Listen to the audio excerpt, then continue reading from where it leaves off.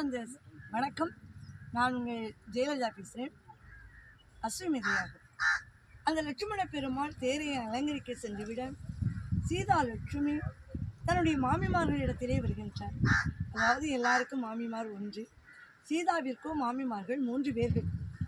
கோசலை, கைகேசி, சுமித்திரை 3 மாமிமார்கள் இடத்திலே வந்து சீதா கேட்கின்றார், அத்தை, என்னுடைய சுவாமி என்னை வனவேடிக்கை பார்க்க போக முடியாத கட்டாயத்தில் இருக்கின்றார், நான் வனவேடிக்கை பார்க்க செல்கிறேன் என்றார்.